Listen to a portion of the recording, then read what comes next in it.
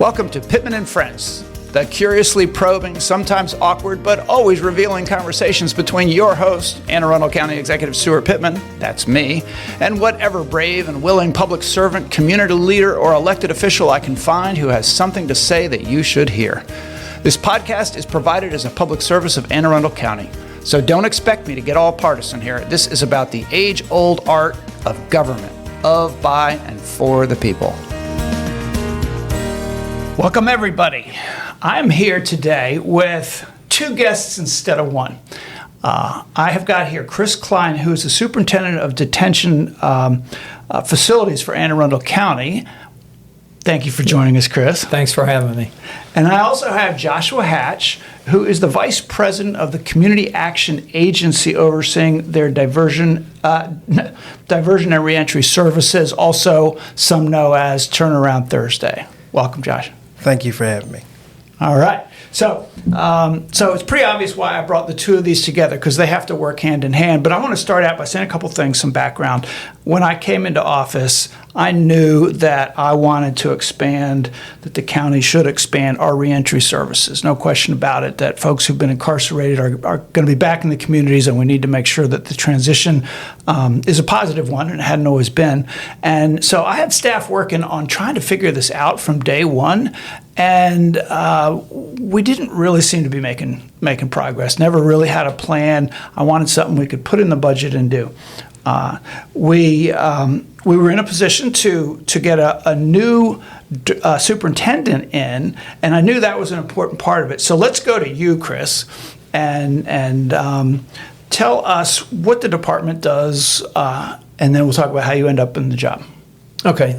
So first of all, Department of Detention is made up of two facilities within the county, and we're basically, from a mission aspect, we're responsible for protecting the public or providing for public safety through the detention or detainment of arrestees, pretrial detainees, and convicted offenders up to 18 months. And then beyond that, we also monitor alternatives to incarceration through pretrial supervision or house arrest, some work release programs. And then the big one that we're here to talk about today is really also figuring out how to reintegrate our offender population back into the community. So that's pretty much an overview of what we do. So you've got Jennifer Road and you've got Ordinance Road. Ordinance Road was designed as the lower security, less. What's the word? Less.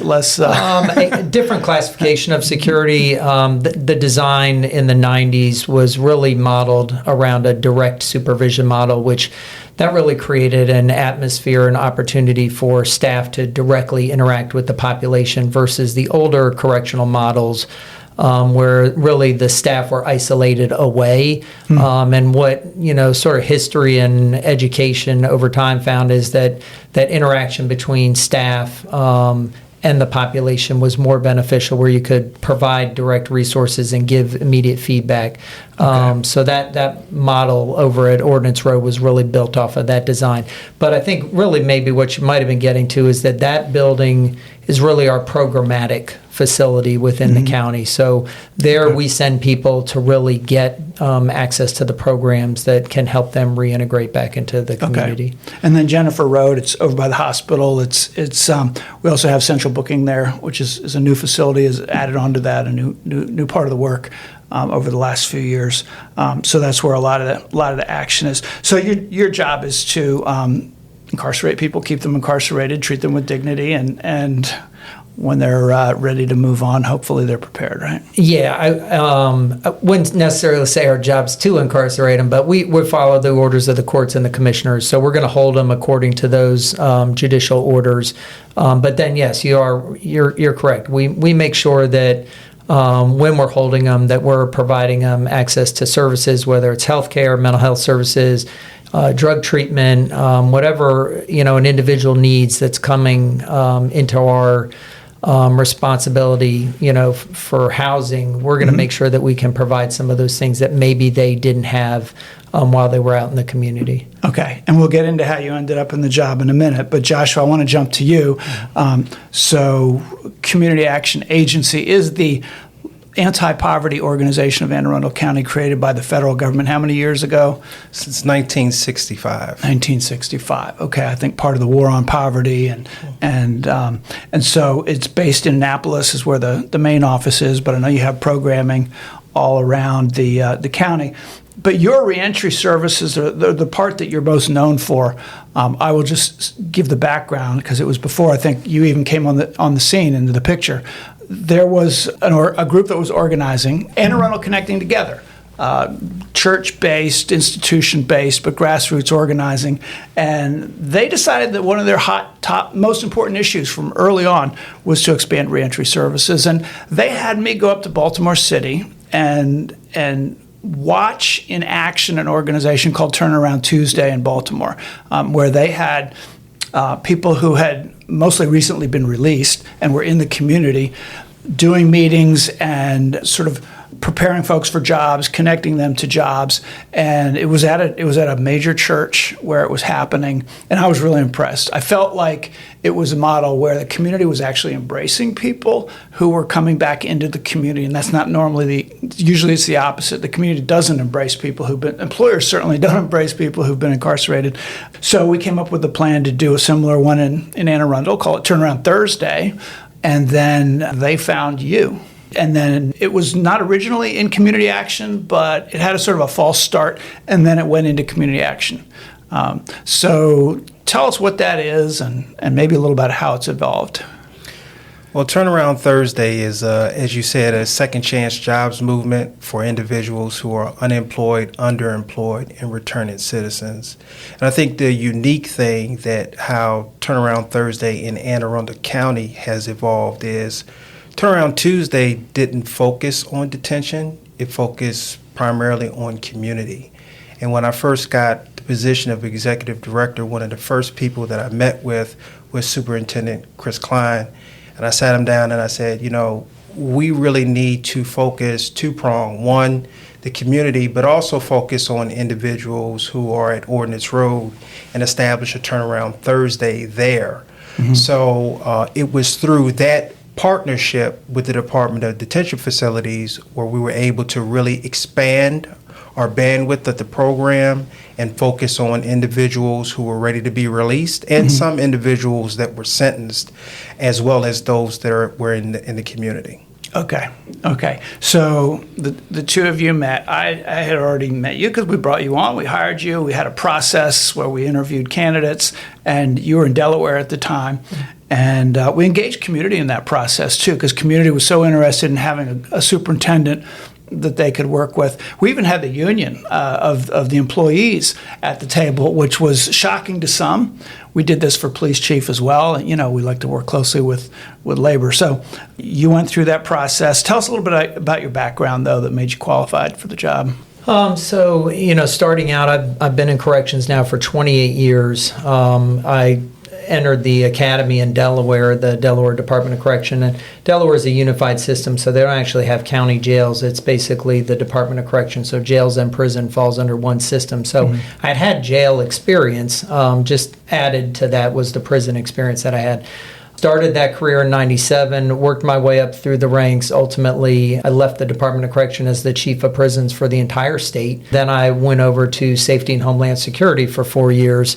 And then from there, really, I still had this passion inside of me for corrections. And I love the correctional system. I felt like there was more to do. I found the posting in Anne Arundel County, and I remember telling my wife, I think I want to go back to, we sort of say facetiously go back to jail. And she was like, what are you talking about? And I say, I think this is a really great opportunity. I then had the opportunity of meeting the CAO at the time, Matt Power.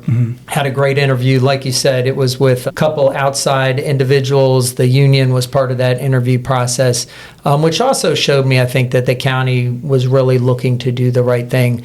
I know from that meeting with Matt and the team there, I felt like it was a good fit. And I think shortly thereafter, I got the opportunity to meet with you, which was an amazing meeting. I remember early on you talking about reentry and me sort of explaining my position on what I thought, could be done in the correctional environment, where I think a lot of people It's easier to throw up excuses as to why you can't do things, where I really like to approach it as, maybe people say we can't do it, but let's figure out a way how we can do it. And that was an amazing meeting. And then obviously I've been here now for 4 years, still thoroughly enjoying the job. So we're making some progress. Yeah. And we'll get it. We'll get into that. But Joshua, you were telling that we had a little conversation before this, and you mentioned a meeting, and I think it was your first meeting with some of the community organizations here, Caucus of African American Leaders, NAACP.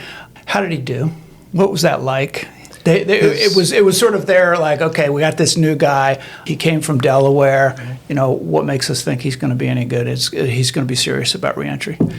I can't speak for those groups, but I can definitely speak for myself. I was there at the meeting the Superintendent Klein came to.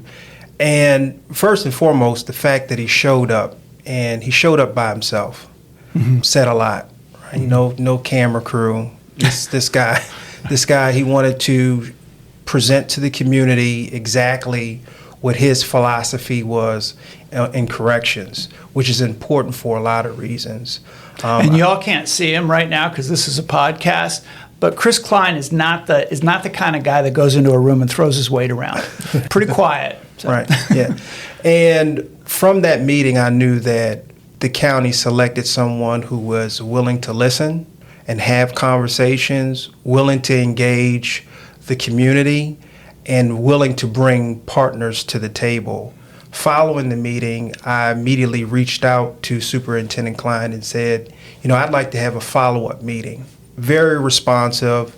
And in that particular meeting, I would just say that we asked him quite forthrightly, what is your position on reentry? How are you going to tackle what's going on with the population of individuals who are being released from the local detention center? What is your plan? And he said, well, what is your plan? He threw it right back at you. Threw it right back on us. Because his philosophy, that was a brave thing to do. His philosophy, from what he explained, and of course he's sitting here, he can go into it more than I can, was that it had to be a unified front between detention and the community.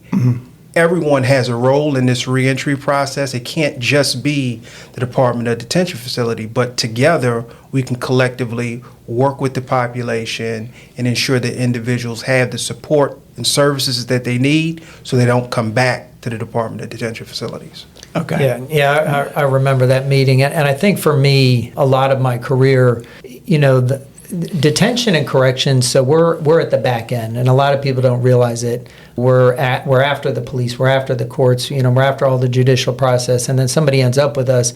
But then there seems to be this expectation that we're responsible for solving all of the issues that led somebody to get. Well, we're at the end. It's very difficult for us, and it's not saying that we're not willing to be partners and do our part.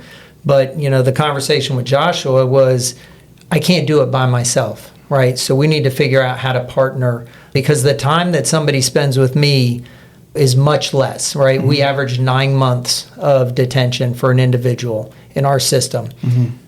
These people have years before they ever got to us, where they don't have education, or they don't have job skills or job stability or housing opportunities, right? That's difficult for me in 9 months to say I'm going to solve these problems, right? So I can start making those reconnection points, but I need a partner in the community. And if the community never accepts them back, right, and that's sort of what you talked about in the beginning here, is the community response to this issue. If the community doesn't resurround that individual, and what I drew for Josh was, they're going to keep falling into that law enforcement or that criminal justice triangle. Right. And so, because they don't ever come to me if the community surrounds them and stays solid around them that whole time. So we're putting those gaps back, but then the community's got to resurround. And that's really where our partnership is. And so, Josh, you knew something about incarceration. I mean, you knew something about the paths that get people there. And I first met you through Carl Snowden. I'm not sure how the two of you met, but he said, you got to meet this guy, and I sat down with you, and we had coffee, I think, at 49 West, and man, I was just, I think I came back to you at one point and said, we need to hire this guy. And I community remember. action got him first. But tell us, why you got into the work and how long were you in, too? What was that experience like? Well, I'll say that I was on a hamster wheel, in and out of local detention centers. My final stint, and I really wish, I tell people all the time, I wish they would have sent me to this place first, which was the Baltimore City Jail. I got sentenced to 19 years. I ended up doing 10 years on that 19. But while I was there, I was really on the road of self-discovery and had an opportunity to really sit with myself, learn about me and all of the failures that led up to the moment of me getting that sentence. While I was there, I also was able to witness countless of individuals who would get released and come back to the Department of Corrections because, they were unable to be housed, or, a lot of the things that lead to incarceration met them at the front door. And so I was involved in this program at Patuxent Institution where we were actually doing this program called Legal Reasoning, where we would talk to people about their decisions, their mindset, especially about the criminal justice system. And I knew in that moment that I wanted to get out, come back to the community, and give back. So when I was released, I started my journey. My first job was at Giant, nighttime stalker. And I went from being a nighttime stalker to having my own business where I would help individuals prepare for parole. And from that point, I went to the Community Action Agency. But my focus and my drive was to give back to my community that I had taken so much from by being a part of the problem and become a part of the solution. And I was just thankful that I came back to the community that embraced me. You mentioned Carl Snowden. He was one of the first community leaders that I met with and told that I wanted to give back. How could I give back? Or what were some of the things that I could do? And he introduced me to a lot of people. I got a question, because I've been impressed by not only the quality of your communication skills when you're in person, but also your written skills, your ability to put a plan together and put it on paper, map it out, and think about how systems work and how to change them.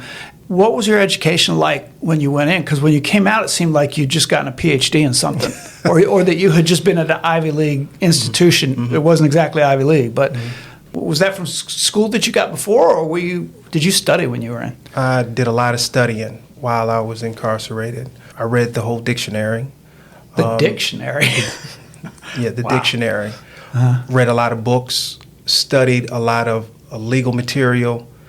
That was my primary focus while I was there, was to educate myself, because I understood that education unlocks doors, whereas before I would shun it, was a problem child in school, obtained a GED, but education for me, understanding, having enlightenment on systems, problem solving, was something that I wanted to get into, specifically reentry. So that was my focus while I was incarcerated. Okay.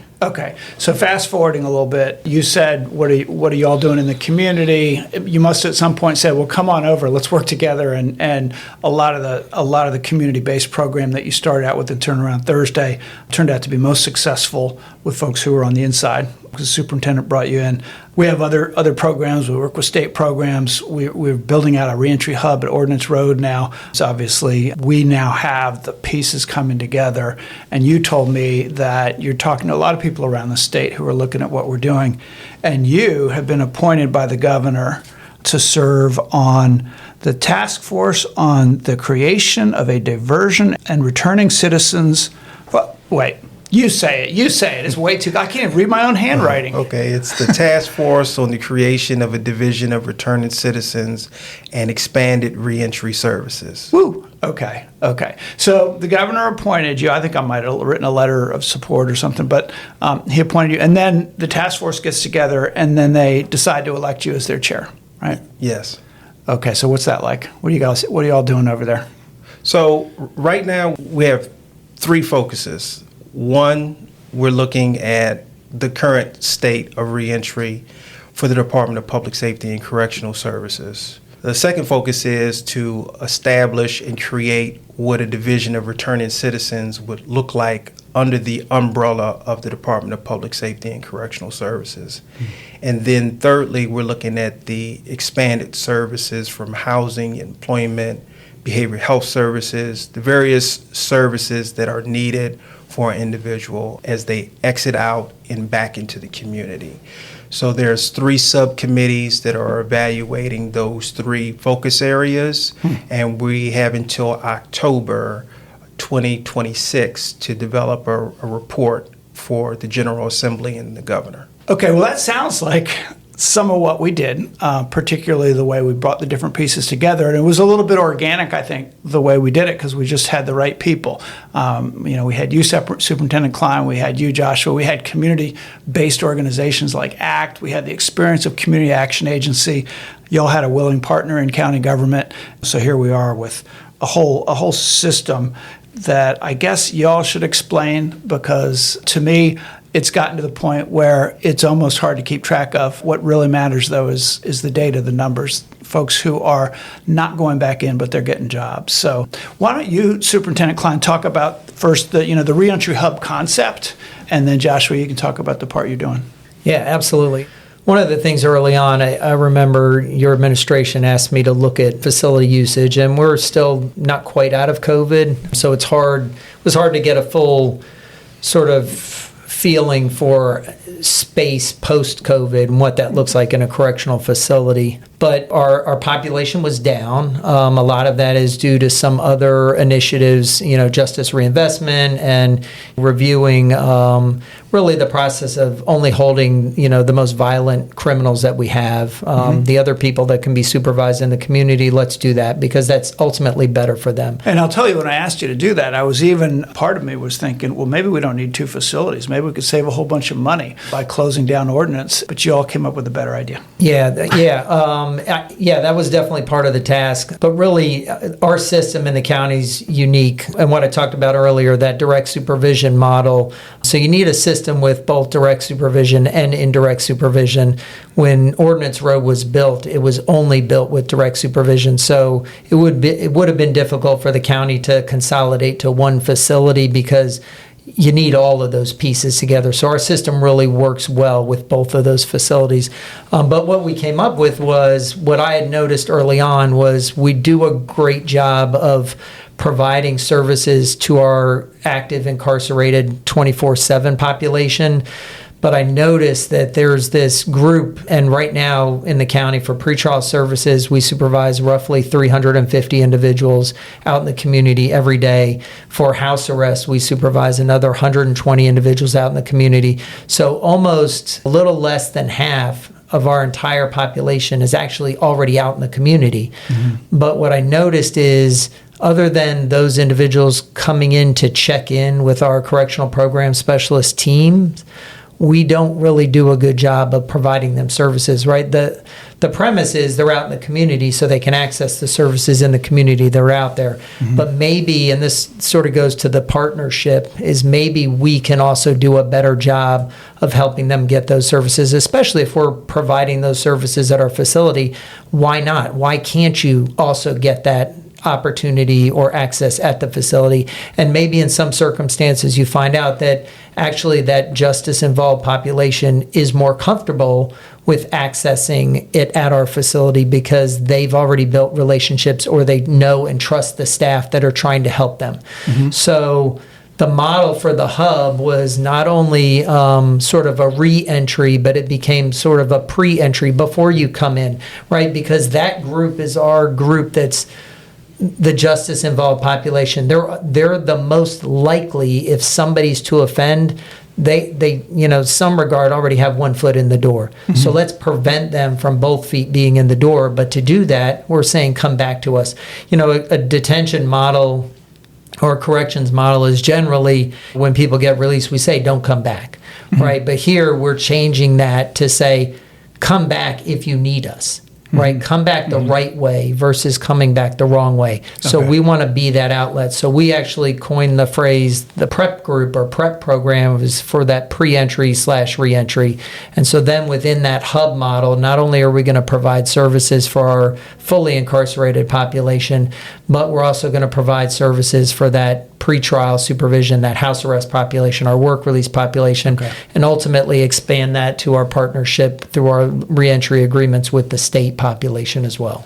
Right. I know that we've got an agreement that people could actually come through us on their way out, right? And Yeah. we've just had the first few people do that. Yeah, we've been as far as I know, Josh can correct me if I'm wrong, but we are the only county in the state to have received people back from the DOC in Maryland on this local reentry agreement, and we just received our third individual. So we've finally broken down all of those barriers and made that happen to the success. And the idea is they get a smoother path and they're in the community where they're from. Yeah, the DOC collects the information to know where people are returning. Okay. So this is just a matter of figuring out how we can get them back sooner to start building those pieces, whether it's getting them involved with the Turnaround Thursday program, getting them job services, getting them documents, Medicaid. Yep. We can do that locally because they're going to be our community, and that's the goal. Okay. So then on the outside, Joshua, I know you're doing some of your classes on the inside. Let's get specific about some of the actual things that you're doing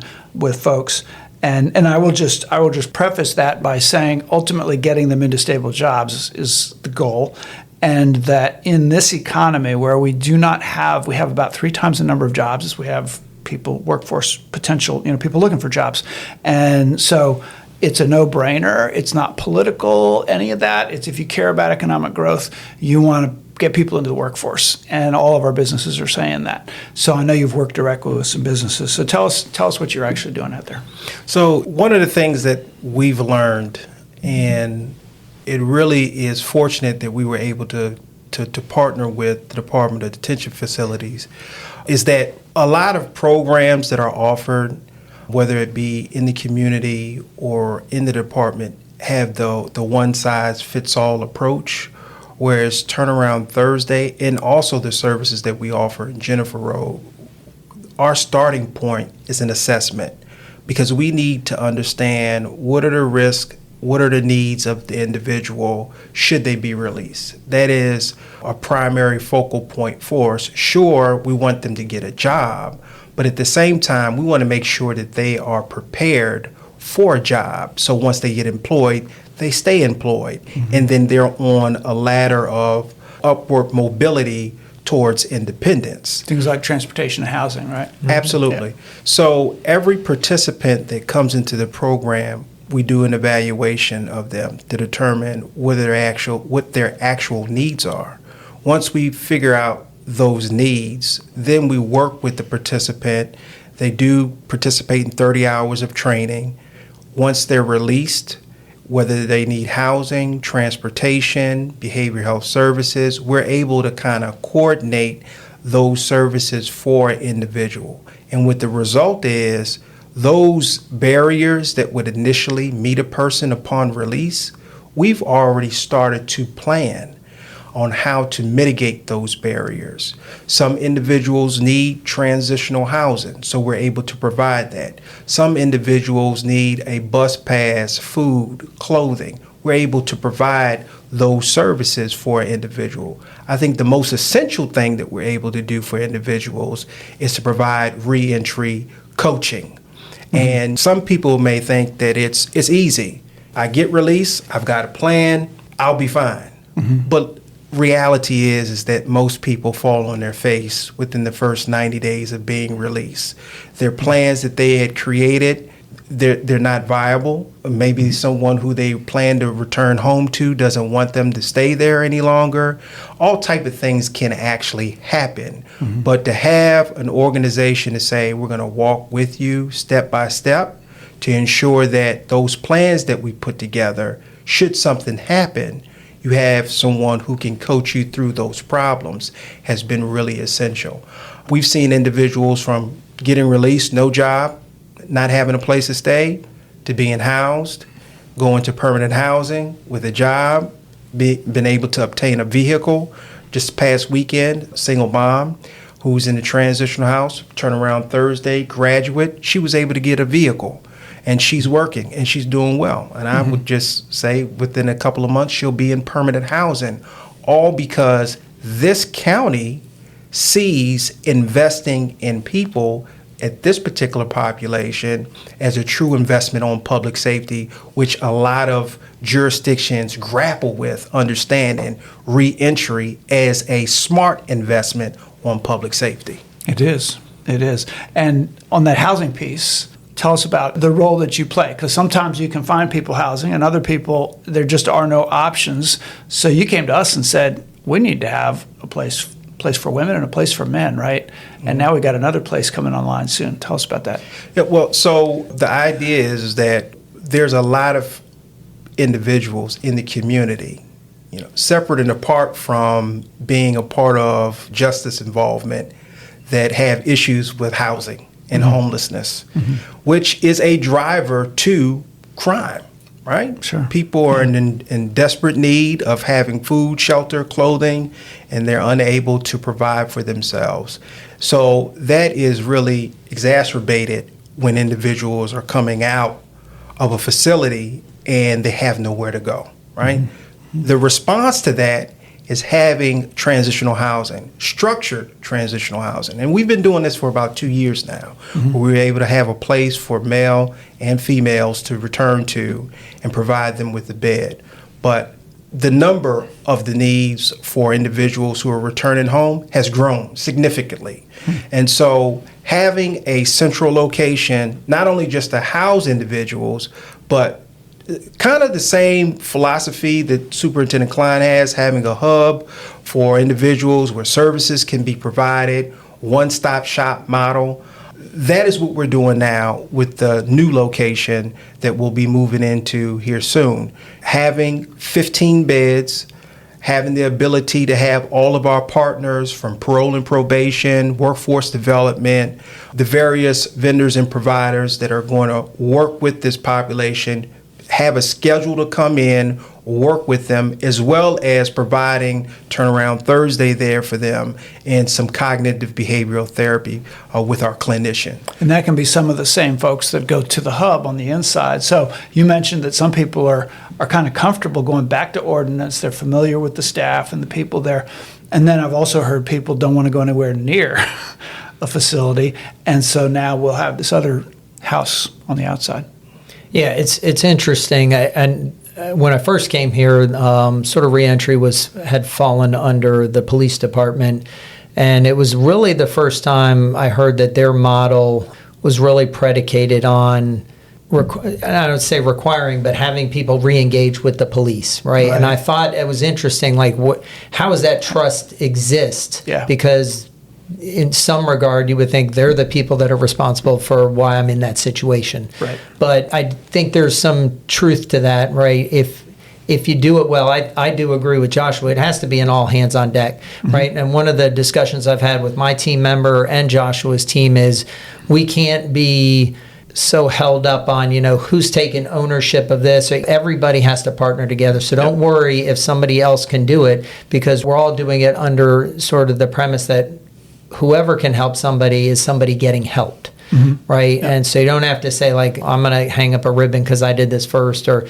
we're all part of the same team. Yeah. And so in that, there are some multiple people on Joshua's team that are on my team, that are on the larger team. That's fine, as long as we're providing those resources. So it is okay, because I do believe there are some people that do want to come back. We've seen it on the education. We've had an individual come back to us that we allowed them to complete their GED even though they had been released. They had been working with our staff for, I think it was over 20 years. And, this 60-year-old individual finally gets their GED. And I know it's a high school diploma in Maryland, but completed that through Department of Detention, right? Yeah. So we can add to helping people if they want. Before, I think our model would have been, don't come back to us. Yeah. But that doesn't help either. Well, and it's so true that people got to work together. I mean, Joshua, you've been working for a specific organization, but I've always been impressed how you look at the big picture and now you're working on the big picture at the state level and trying to guide and put all the pieces together. Last thing, we're going to have to close it up here shortly, but I've been to some of the graduations that you've done for Turnaround Thursday at Ordinance Road, and I've heard some folks speak who are in the program, and you've got classes of 10, 15, 20 people. It seems to me that there's some kind of a group accountability thing going on, and that relationships, personal relationships, whether it's you or other people who work with you, really make a difference. Can you say anything about that? Yeah, I can. I think it is being relatable. Mm-hmm. They see a face who's able to give a testimony to say, I've been where you're at. Mm-hmm. I tell them all the time, I've worn all the colors, right? Green, blue, orange. I've been in all the colors. So I know how it is to be in the facility where you're at right now.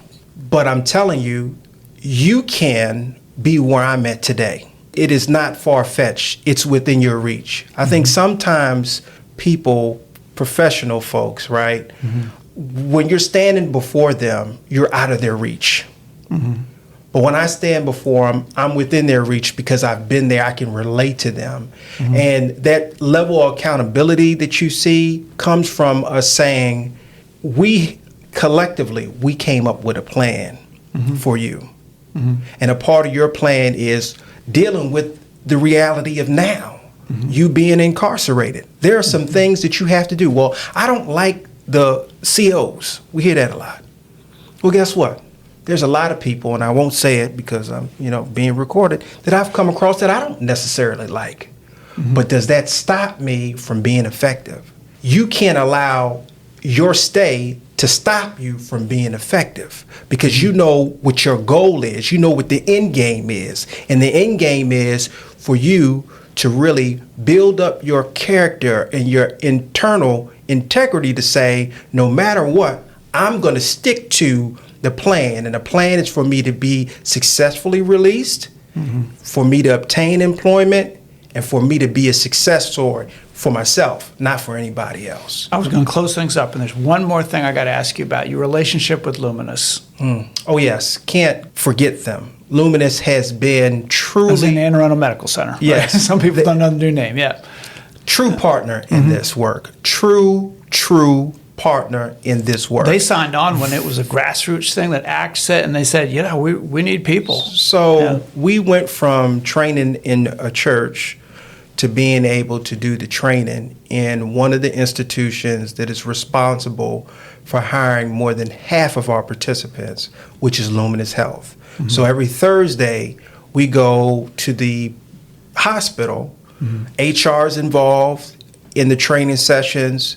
Various department heads come to the training sessions, and that is them showing the commitment that they have to Turnaround Thursday, and it's really worked. I love it, because it's an institution that desperately needs people, needs good people, and you work for them and you're healing people. Absolutely. And as you, I'm sure, can attest, healing people is about the best way to heal yourself. So absolutely. Well, we are lucky in this county to have both of you and to have so many other partners that you work with doing this work. And to me, it is, we really should be judged by how the most vulnerable among us, the ones that maybe we need to forgive or that need to be forgiven, certainly need the connection and the arms wrapping around them, embracing them, saying, come on, be part of our communities. So I'm thrilled that we're finally really making some major progress and changing lives. So thank you. Yeah, thank you very much. All right. And if you're listening, you can subscribe if you haven't already, hitting the subscribe button, and you'll know then who our next guests are, and make sure you don't miss an episode of Pittman and Friends.